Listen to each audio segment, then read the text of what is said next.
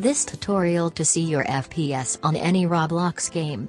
FPS means, frame per second, that is very useful to resolve the lagging and increase the quality of media content to play the game and recording good quality of media content.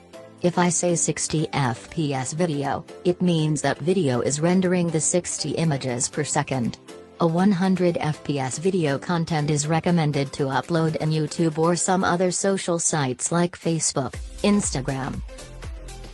Now, let's open a Roblox game on PC. Log into your account and select any game. It would be better to select some animation game or game which has lot of graphics to see maximum supported FPS on your machine.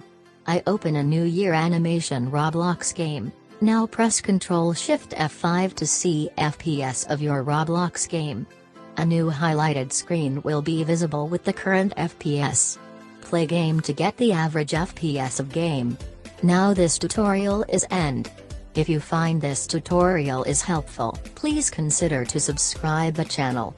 Keep watching, liking and commenting on videos. Thank you very much.